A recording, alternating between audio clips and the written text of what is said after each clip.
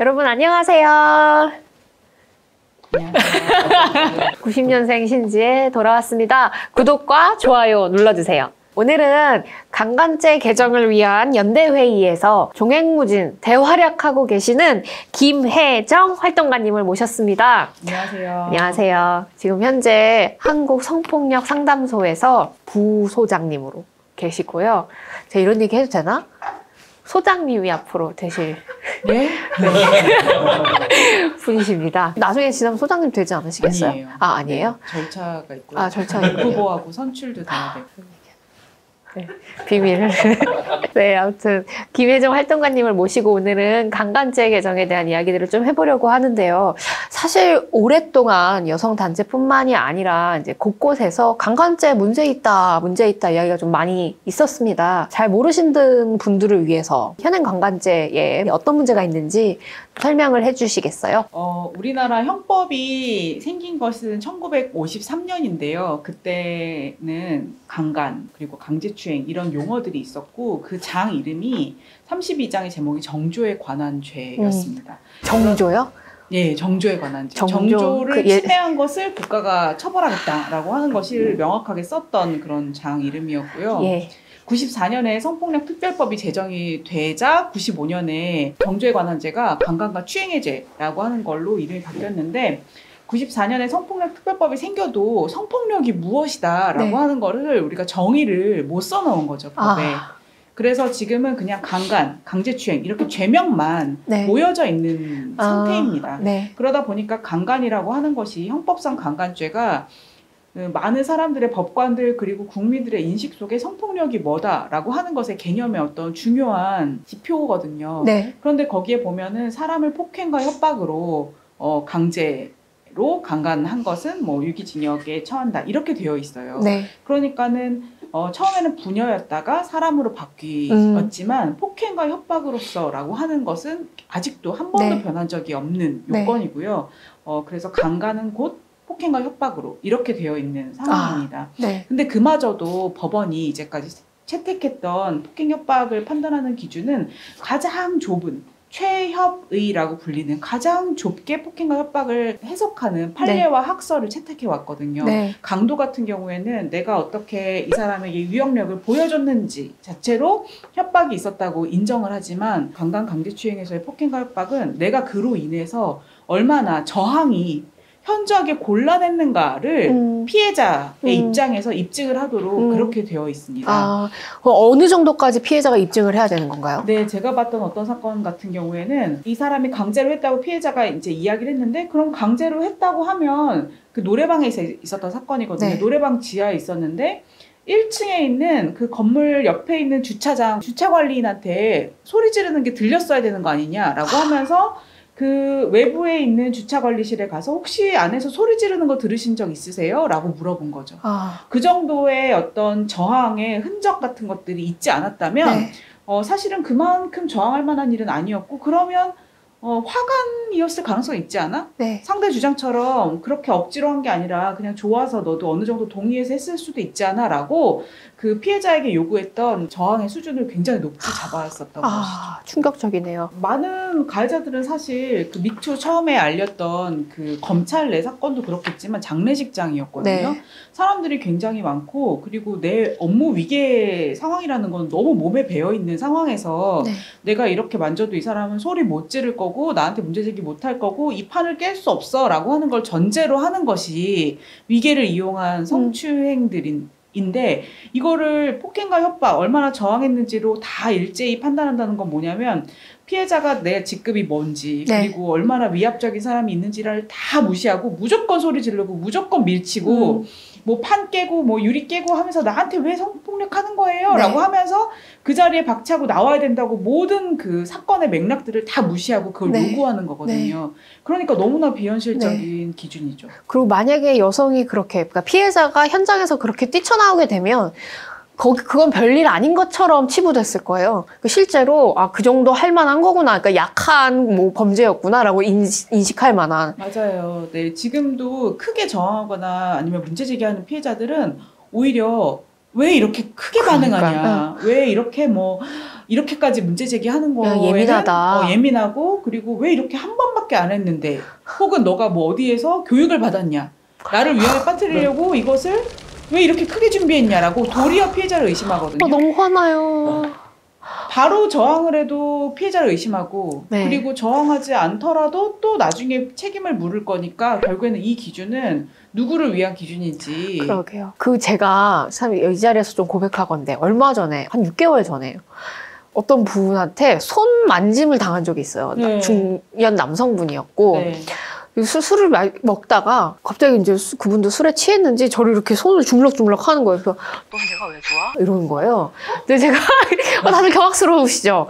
그래서 제가 그 자리에서 박차고 나오지를 못했어요. 네. 그러니까 저도 그런 것들을 이제 끊임없이 듣고 문제 제기를 하고 당연히 그게 문제다라고 얘기할 수 있는 제한의 언어는 있지만 현실에서 그걸 당했었을 때 내가 그 자리에서 박차고 나면서 야 이놈아 아니면 혹은 선생님 이거 성폭력입니다 라고 으름장을 놓는 얘기를 못 하겠더라고요. 그래서 저도 저는 뭐 열심히 사시는 모든 분들을 다 좋아합니다 라고 얘기하고 나올 수밖에 없었어요. 그리고 끝나고 나서야 내가 이 자리에서 이렇게 얘기했었어야 되는데 라는 생각이 들더라고요. 맞아요. 네, 그러니까 사실 일상을 사는 여성들이 그 자리에서 박차고 나오는 걸 선택하기 쉽지가 않거든요.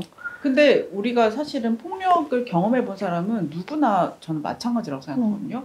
뭐 군대 내에서 폭행이라든지 아니면 직장에서 폭언을 들었다거나 누가 뭐 물건을 집어던졌다거나 소리를 질렀다거나 아니면 학교에서도 학교 폭력이 있었다거나 이럴 때 피해자들한테 네가 그 자리에서 바로 박차고 나오지 그랬어라고 맞습니다. 많은 사람들은 그렇게 아마 생각 안 할 건데 성폭력에서 유독 네. 이런 것을 묻는 것이 법조항에도 있고 그다음에 판례에서도 계속 그리고 판단 과정에서도 이게 있고 사람들의 인식 속에서도 이게 너무 당연히 있다는 것은 성폭력에 대한 완전한 오개념이 그 법적으로 하나의 장치처럼 작동해 왔다는 거고 이건 너무 빨리 바로 잡아야 될 문제인 것 같아요. 그럼 재판 과정에서도 계속 묻나요? 피해자에게 당신이 네, 뭐 저항을 맞아요. 했냐 뭐 이렇게 계속 묻나요? 이번에도 그 신림동 원룸에서 사건 있었잖아요.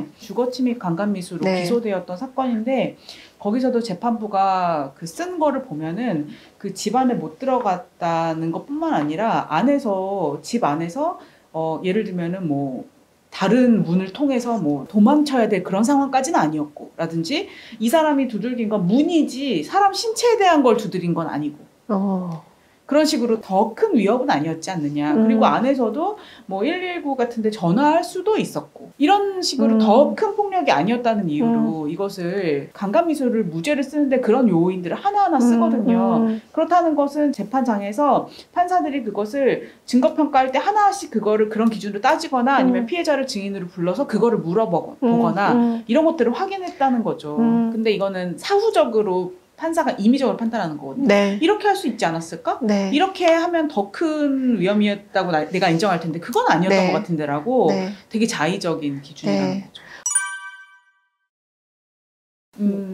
일단은 중요한 것은 성폭력 특별법이나 이제 여성폭력 관련된 특별법은 사실 자주 바뀌는 편이에요. 그런데 제일 중요하게 무엇이 성폭력이냐 죄는 형법에서 가져오고 그다음에 추가로 특별법에 들어가 있는 죄가 있잖아요. 별도 정의가 있는 것이 아니라 그렇기 때문에 형법이 바뀌지 않으면 특별법이 가지고 있는 그 전체적인 방향이나 이런 것들이 바뀌기 어려워요. 그래서 형법이 바뀌는 게 제일 중요하다고 지금 얘기를 하고 있는 것이고 그런데 형법은 사실 바뀌기 좀 어렵다고 하는 것이 많은 사람들의 이야기입니다. 형법이 흔들리면은 형법을 가르치는 모든 교육체계며 판례라든지 이런 수사의 일선에서의 가지고 있는 수사에 대한 뭐 지침이나 뭐 기법이나 이런 것들이 다 달라진다고 생각을 하는데 그런 이유로 미뤄왔던 것이 더 빨리 네. 바뀌어야 되는 것이 그쵸. 더 오래 과제가 미뤄지기 전에 그랬다는 네. 뜻이고요.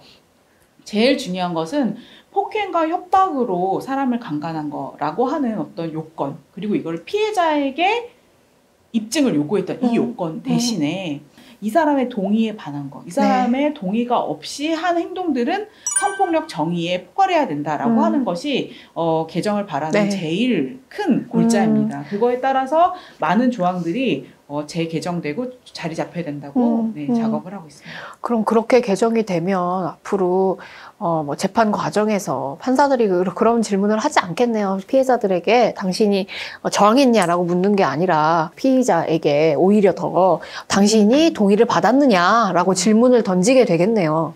네, 작년에 그 형사정책연구원에서 연구를 전문가들, 판사들, 뭐 검사 그리고 뭐 변호사, 형법학자 이런 분들한테 이제 많이 설문조사를 했던 그런 결과가 있었는데요. 많은 사람들이 이 입증 과정에서의 실무는 어떻게 될까라고 하는 것에 대해서 동의가 있어야 되는데 동의가 있었다고 피의자는 주장을 할 것이고 이 사람은 난 동의하지 않았다라고 주장할 것이잖아요. 그러면 동의했다라고 이 사람이 생각했던 그것을 증명해야 될 책임이 있는 거죠. 그리고 그렇지 않았다는 것을 검사가 확인을 해서 공소를 제기할 것이기 때문에 이 입증 책임이 전환이 될 수 있다. 실제 실무적으로 이렇게 많은 분들이 답변하기도 했습니다. 저는 하루빨리 개정이 좀 됐으면 좋겠는데 사실 법이라고 하는 게 바뀌라고 있는 것이고 시대의 흐름과 요구에 따라서 변하는 게 당연한데 그렇지 않으면 그냥 돌려 써놓고 그냥 대대손손 법이 그냥 바뀌지 않은 채로 전에 내려보내면 되죠. 근데 법이 개정되면 당연히 시스템이 바뀌어야 되고 그거는 너무 당연한 정치의 영역이기도 하고 법관들의 영역이기도 한데 그걸 이유로 차일피일 미뤄왔다는 게 참 충격적이네요. 네, 형법은 사실 많은 분들이 어렵다고 생각을 하는데요. 지금이 되게 중요한 때라고 생각하는 이유는 뭐냐면은 작년부터 올해까지 제가 방금 말씀드린 게 여성단체들이 하는 되게 급진적인 주장이야 이렇게 생각하실지는 몰라도 이것은 실제로 현직 20대 국회의원들이 낸 개정 조항들입니다. 모든 당에서 냈어요. 모든 당에서 개정안을 이와 같이 동의 여부로 성폭력의 정의 자체를 아예 바꿔야 된다라고 하는 내용을 모든 당에서 10개 개정안이 올라온 상태입니다. 모두 다 합해서요? 네, 10개나 올라왔기 때문에 이거는 이미 저희가 10년 전에도 이 개정안 필요를 얘기를 했을 때는 그게 과연 될까? 그래도 폭행 협박 정도는 물어봐야 되지 않아? 라고 생각했지만 지금 미투 운동 이후에 많은 성폭력 관련된 법들이 바뀌는 과정에서도 핵심적으로는 이 개념이 안 바뀌다 보니까 다른 것들이 바뀌어도 결국에 판단하고 피해를 인정하고 가해를 처벌하는 과정에서 이게 걸림돌이 된다는 것을 이미 알고 있었던 거죠. 그렇기 때문에 입법부에서도 10개의 개정안이나 이미 나와 있는 상황이기 때문에 이것에 대한 사회적인 합의는 어느 정도 이미 올라와 있고 중요한 결정들이 남았다라고 생각이 됩니다. 그러면 12월 본회의 때 올라올 거라고 보세요? 근데 이 부분이 너무 좀 안타까운 부분이기도 하고 또 화가 나는 부분이기도 한데 작년 미투 때는 사실 이게 굉장히 핵심적으로라고 생각했기 때문에 많은 의원들이 이제 개정안을 냈어요. 그래서 10개나 있지만 이것을 하려면 이 10개 중에 경합을 계속하고 더 좋은 안으로 대체를 하고 또 폐기도 하고 그다음에 병합도 하고 이런 과정이 있어야 되잖아요. 이 과정에서 사실은 국회에서 그동안 폭행 협박 조항으로 인해서 생겨났던 문제점들 그리고 앞으로 우리가 건너가야 될 그 방향에 대해서 적극적인 논의를 해야 되거든요. 그런데 이 논의 과정에서 그동안 국민들이 가지고 있었던 성폭력에 대한 잘못된 인식들 그리고 잘못된 관행들 이런 것들을 다 분석하고 비판하고 이 작업을 해야 되는데 이 논의를 적극적으로 안 하고 있는 거죠. 법이 이렇게 또 지연되는 것 같다가도 언젠가는 예를 들면은 되게 큰 사건이 터지면은 이상한 방식으로 이 법이 또 빨리 통과되는 그런 우려도 저희는 하기도 하기 때문에 이 사이에서 법무부라든지 뭐 대검찰청이라든지 이런 중요한 대법원도 그렇고요. 의견들을 내거든요. 이런 의견들이 중요하기 때문에 이 강간죄 구성요건 개정이라고 하는 것에 대해서 적극적으로 의견을 내달라라고 하는 그런 활동들도 계속 해오고 있습니다. 여러분 지금 바로 한성폭에 돈을 낼 때입니다. 회원으로 가입하시고 후원해주세요. 네, 강간죄 개정에 많이. 네, 그리고 강간죄 개정을 위한 연대회의도. 그 연대회의에도 후원을 할 수 있나요? 연대회의 후원하실 수 있게 하겠습니다. 저희가 얼마 안 남았으니까 힘을 좀 내기 위해서 모아보죠. 돈도 그렇고, 마음도 그렇고. 혹시 집회나 시위가 예정되지는 않으셨어요? 국회 앞에서 뭘 한다든지? 국회에서는요, 11월 13일에 기자회견이 있었어요. 국회에서 토론회도 열었습니다. 저희가 10개 개정안 말고도 형법 전체적으로 어떻게 바뀌는 그 모양새를 잡아서 연대회의에서 만든 안이 있어요. 이걸 가지고 국회에서 토론회를 13일에 개최를 했습니다. 네, 그 자료를 확 뿌려주시면 우리 다 같이 정독합시다. 네. 그러면 오늘 그 김혜정님을 모시고 강간죄 개정을 위한 연대회의의 이야기를 좀 전해드렸는데요. 참 갈 길이 멀지만 중요한 시기다라고 얘기를 해주신 것 같습니다. 이거 중요한 시기 훌쩍 잘 뛰어넘고 작년에 미투 운동 뜨겁게 불었었던 그 우리의 열망들이 국회 안에서 이번에 꽃피어 실제 제도의 변화로 나아가기를 바랍니다. 좋은 말씀 감사합니다. 네, 화이팅. 네, 화이팅! 화이팅. 무서워서 벗을 수밖에 없는. 네. 그게 더 큰 위력이잖아요. 옷 벗으라고 안 하죠. 덥지 않아? 이렇게 얘기하죠. 덥지 않나? 긴장했나 봐? 이렇게 얘기하죠. 그러면 알아서 어떤 행동을 하는 게 위력이겠죠. 정말